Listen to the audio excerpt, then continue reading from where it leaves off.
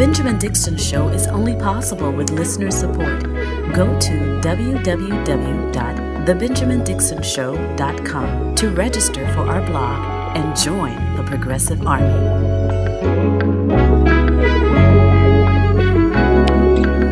Today is Thursday, July 2nd, 2020. Thanks so much for joining me. I am thinking today about how we are complicit with our own oppression, particularly how we mindlessly participate in a system that, at the end of the day, exploits every single one of us.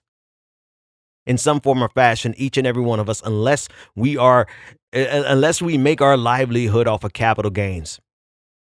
If you go to work, if you consume because you need items to survive, in some form or fashion, you are exploited by this system. Don't let your savings account fool you. Okay? Don't let the fact that you have a nice title in front of your name or nice letters at the end of your name fool you. At some level, we are all exploited by this system. And at some level, every single one of us are complicit with it by participating in it. And this isn't to lay blame at our feet in order to make us feel bad, but it's to point out the fact that we have some strength and some power in our hands if we ever use it. Not just if we ever use it. The first step is to recognize it. The second step is to organize it. And then the third step is to leverage it. The first step is to recognize the power that we have in our hands. And the way we recognize the power we have in our hands is to understand how we have been a part of our own oppression. Let's get to some specifics. 2 examples. The first one I've used on this show all the time. The power of the consumer. We collectively, if we ever recognized it, organized it, and then leveraged the power of the consumer, we would bring this government to its knees. We would bring this capitalistic system to its knees, to the point where they would be begging us, asking us whatever they could do so that we could start spending our money to enrich them again. Collectively, it is our dollars. It is our every little purchase, every item that you order and have delivered to your home, every gadget, every widget, every piece of software, everything that you purchase contributes to this system. It contributes to the wealth of the ruling elite. And there are some obviously things that we must consume to survive. But keep in mind, that's why corporations spent so much money and so many years privatizing our utilities. But over and above what is necessary for us to survive and to live, everything that we put into this system, every dollar that we put into this system is a tool that we can leverage against the system by refusing to give them our money. Consumer strikes are the most difficult thing to organize because we're so spread out and everyone loves their widgets. Everyone, including me. We love the latest thing that we can unwrap, and that's part of our programming. But if we could ever recognize the strength of the consumer, and then the hardest part is if we could ever organize the strength of the consumer and then leverage that strength, we would bring these people to their knees, begging us what they can do to help us. But instead, here we are. We're at the extreme opposite end. Do you realize that these people, the ruling elite and their bought and paid for politicians in both parties are going to continue to do whatever we allow them to get away with? They will brutalize us and leave us out here to be fully exposed to COVID-19, expecting us to go out to work. And if we don't go out to work, putting our lives at risk and putting our families' lives at risk, then we just don't have any income. And now we are evicted in the middle of a pandemic. And these politicians are going to continue doing this until we leverage our power. Now, for some, it's a lot easier to go out into the streets and to burn something down, because that is definitely how you get America's attention. Whether we'd like to admit it or not, whether you agree with it or not, America doesn't recognize human lives. They recognize property. So, of course, that is a tool in your arsenal. But I think the most effective tool, the most powerful tool that we have is refusing to consume. But that takes a significant amount of organizing. The other example that I was thinking about this morning is how we are complicit with our own oppression. I mean, it just dawned on me. We have an entire culture centered around seizing the property of a family that was foreclosed on, or evicting people and flipping those properties and owning them or selling them or as investment properties. Like there was an entire phase it's still going on, where people would look like vultures for families who are having a hard time paying their mortgage. And Zillow.com, you know the app, they have a section on the app that lets you view pre-foreclosed homes. And we have been a part of that oppressive system because we look at that as an opportunity for us to save some money versus looking at that with complete and total disgust because of how this system operates. An entire culture of people who purchased homes from families that were foreclosed on. If we recognize our power and began to organize it, and what I'm simply discussing it, and I know here's the frustrating part for me. I know how insurmountable this seems and feels, and how difficult it is to organize successfully, and it seems all but impossible. But if we never at least discuss the idea, if we never at least consider how wrong it is, how morally wrong, how morally repugnant. It should be shameful for us to purchase homes from, I don't even own a home, but for people who purchase homes, who are lucky enough to be in that position, to purchase a home from a family that was foreclosed on. And here we are in the pandemic, and landlords are getting ready to evict millions of people across the country. Why on earth would we put ourselves in a house or in a unit that somebody else was evicted from during the middle of a pandemic? What do you think they're going to do to you when you have a hard time? That's how we're complicit. And part of the way we're complicit is because we don't have the information, but there's so much information at our disposal these days that can no longer be an excuse. I'm thinking out loud here, and I usually think out loud on the Patrons episode. So if I don't have this all fleshed out and perfect, that's fine. I just want the idea out there.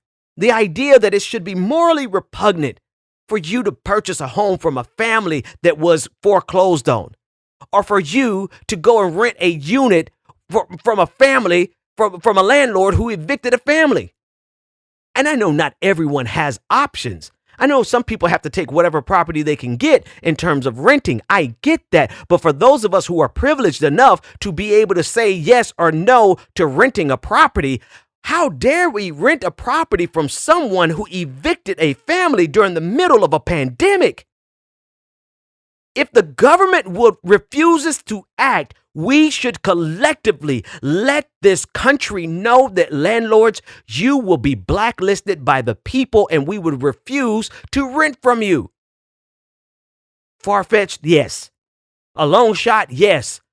But that is where we should be. If we could ever be organized enough where we collectively as a people blacklist landlords for evicting families during this pandemic.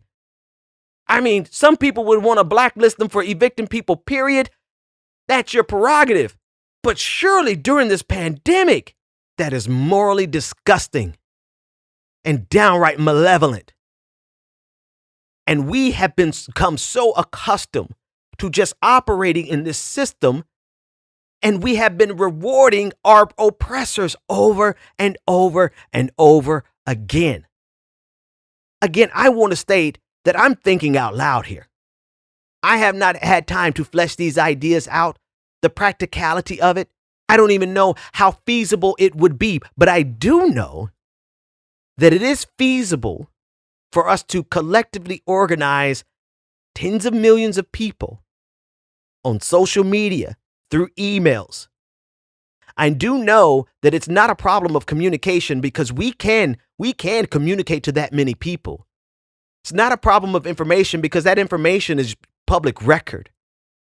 So it's not a problem of is it possible because of the ability for us to reach everyone or the ability for us to get the information. The problem is that I don't know how many people are actually thinking like this. And perhaps there's someone who's listening to me who's thinking and already put the pieces of the puzzle together and says, I know how to make this happen. But what I am confident of is in the absence of a government that would look out for us in our darkest hour. This country is getting ready to go through things like we have never seen in our lifetimes. And we are saddled with a regime that does not care about us at all. And a ruling elite that is demanding that we continuously go out and work for them. Give them our labor to continuously go out and consume so that they can hit their quarterly profit margins. No matter how many people die, they have shown that they believe the American people are expendable. So when we have no help from the government and we are constantly being exploited by the ruling elite, it's up to who else is going to save us? Who else is going to save us? We have to do it ourselves. We are literally going to have to save ourselves from this government, from the ruling elite, from this collective regime that is exploiting us and has shown that they believe that we are expendable on behalf of their quarterly profit margins. Who are we waiting on? Who are we waiting on? How bad does it have to get? And so while my idea, it may not be novel, but it is rather far-fetched, because of the complexity of it, the difficulty of it. I mean, getting access to 40 million emails. Who do we know that has access to 40 million emails? And to balloon it from there. I'm giving you guys the patron bonus because I'm out here just throwing out whatever comes to my mind and piecing it together as I go. But because we're facing such dire times, I mean, what else are we supposed to do? Wait on the government? No, we cannot wait on a government that has shown that it is both incompetent and malevolent and has no regard for our lives. And we certainly cannot wait on the ruling elite who have shown that we are expendable for their quarterly profit margins.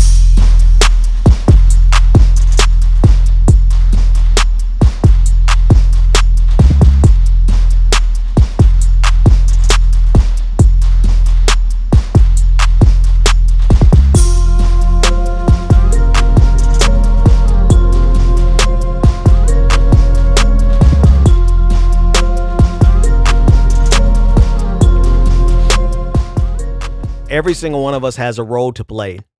We have our part to fulfill in our collective liberation. I believe one of my most important roles is to speak truth to power, as cliche as that is. More precisely, F power. I don't even really care about power because they know the truth.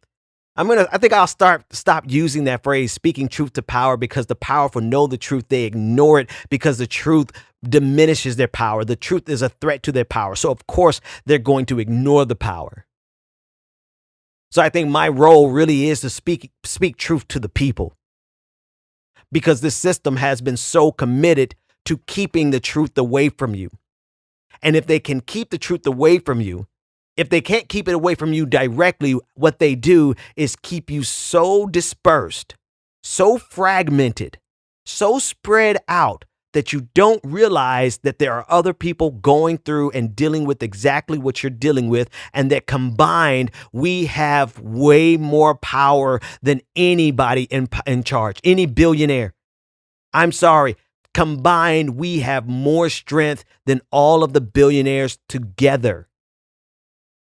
But their ability to keep us fragmented, to keep us so alienated from each other, that is their ultimate strength. That is their power.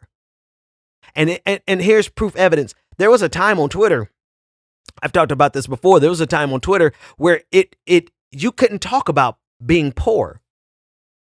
It was difficult for people to talk about being poor because everyone on Twitter was carrying the facade as if they were doing okay, as if they were doing fine, or as if maybe they weren't wealthy, but they were coming up and they were securing their bag. Here it is, one of the most effective organizing tool or messaging tools, maybe not organizing, but messaging tools on the face of the planet. And people could not talk about their collective poverty.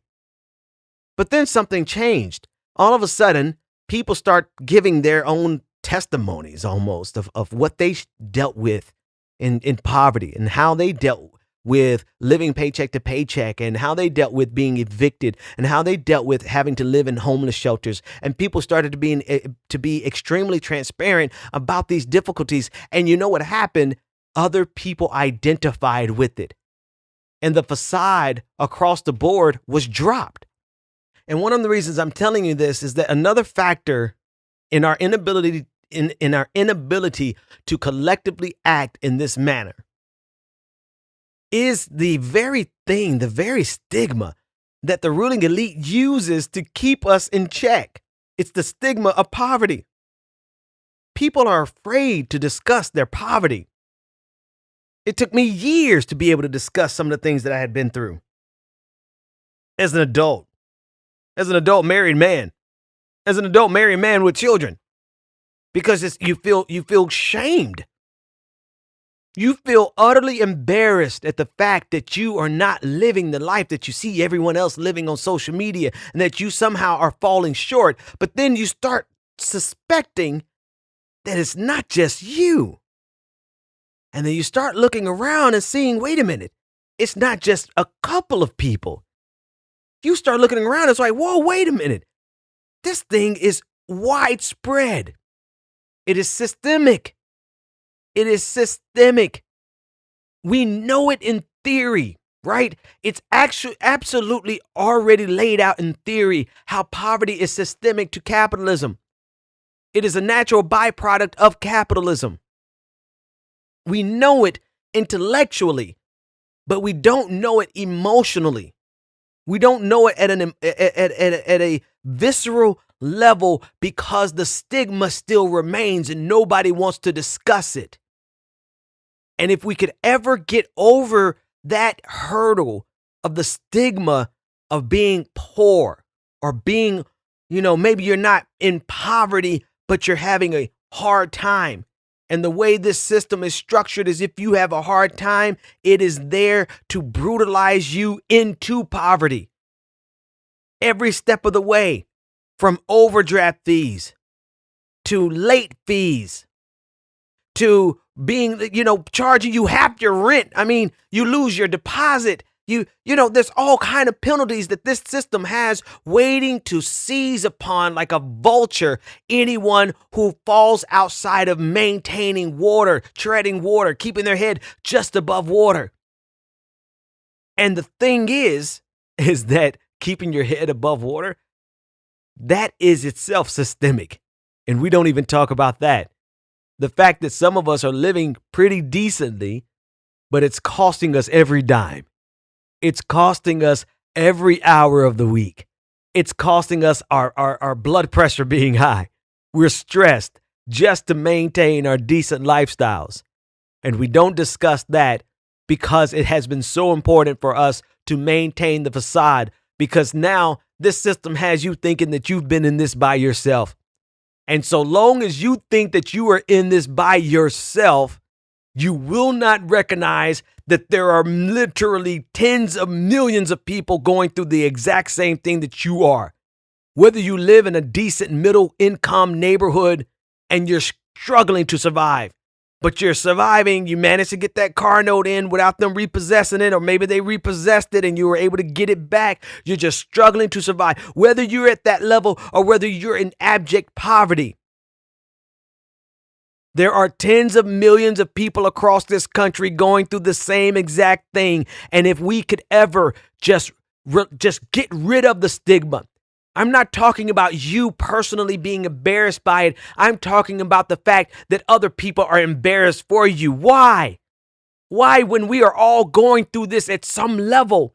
And so long as this stigma remains, and so long as we're afraid to talk about it, then we will never, ever understand our collective power, because so many people are suffering just like you.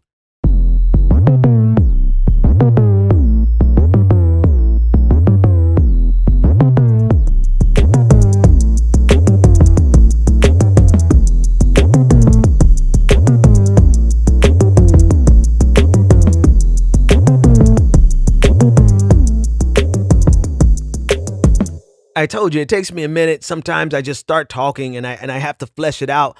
But can I go back to that because it's actually solidifying now in my head. The reason we can't take collective action in this way to penalize this system that is abusing us, is because we don't understand exactly how many people are going through what we're going through. And even if we know it on an intellectual level, we know the numbers, we see the numbers, but do we realize that that's one of our neighbors, right? Do we realize that that's one of our family members that we haven't talked to in a while? Do we realize that we are all interconnected? The same thing that they're going through because they lost their job due to COVID-19 and they're struggling to survive is connected to the fact that you are living paycheck to paycheck, struggling to survive. And even if you are one of my listeners who are doing well, the reason your cousins and them, the reasons your nephews, the reason people in your family always have to come to you is because of the same system that is oppressing all of us. And one of the number one tools, besides just the sheer virtue of the fact that we are so many people and we are so fragmented and we don't even talk about this on a regular basis. Nobody is talking about this on a regular basis. It's talked about in academic circles. It's talked about in intellectual circles, and it's talked about in theory, right? It's talked about, but in a very practical way. Have you talked to your friend who is struggling? Have you talked to your family member that is struggling? And have you helped them to understand that there's nothing to be ashamed of? There is literally no shame in poverty. Not when we're fighting up against a brutal capitalistic system that is designed to take every dime from you. There is literally nothing to be ashamed of. Nothing. We got to get that word out. We got to spread that word. And as we spread that word, we have to collect their email addresses, their Twitter account. Let's get all their information, and so that we can collectively move together. But for so long, we have been all isolated. We've been isolated in our pain. We've been isolated in our suffering due to this capitalistic system. We've been isolated in any attempt to do something about it. And it takes the brutal death of George Floyd. It took people literally seeing the life leave a man for us to collectively move into action. But God forbid that we need a catalyst like that to move us every single time. When the brutality of this system is around us every single day, you want to hear it very plainly? Millions of people are about to lose their homes in the middle of a pandemic. You want to hear it very plainly? 45 million Americans have lost their jobs, and even more have lost access to their healthcare, lost healthcare. Even more plainly, in the middle of all this, they're demanding that we go back out to work and to consume for a handful of individuals who have made trillions of dollars. They've made $500 billion in the last 4 months during this pandemic. That is the brutality of the system. While you are suffering, they are profiting. While you are suffering, they are living in the lap of luxury.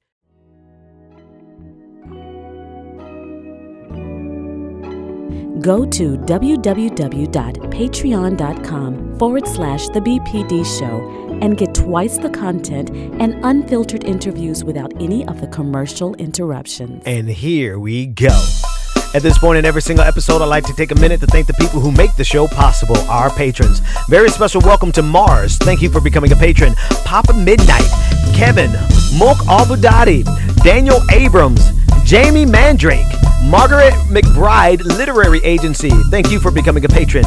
Everybody just bop your head.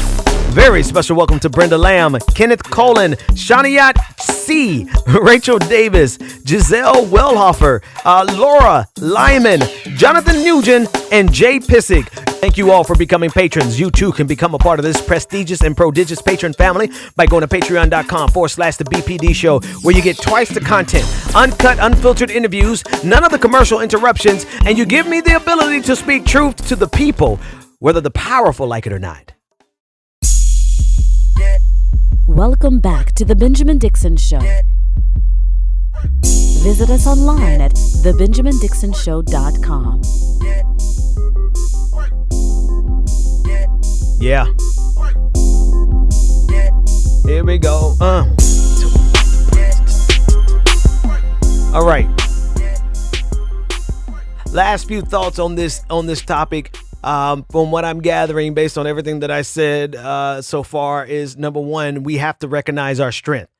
But one of the reasons we can't recognize our strength is because there are barriers to recognizing the strength that we have as the collective people that goes beyond protest. It's inclusive of protesting. This is not to dismiss the power of protest. Absolutely. But this is just another form of protesting. Your consumption is one of the most powerful things that we have that we can leverage against the ruling elite that has shown that it is, and the government that has shown that it is completely irresponsible and has completely and entirely abandoned us. And yet they still expect us to go out and consume and provide them their profit margins. One of the reasons we can't recognize that power is twofold. We are so fragmented. We are so spread out across the country, but it's not only about geographical location. We're not just fragmented in that context. We're fragmented also because we don't realize how many people are going through the same thing that we are going through. How many people are going through the same thing your cousins are going through. You might be doing well, but how many people are going through the same thing your nieces and nephews are going through?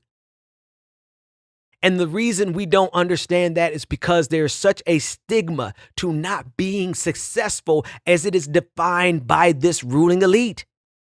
They have given us the acceptable parameters of being noteworthy or being recognized or being, there's a particular motto that they approve of. And if you don't fall into those parameters, we are shunned. Not only by them, they don't even have to do the shunning. The ruling elite don't have to do it. We do it to each other.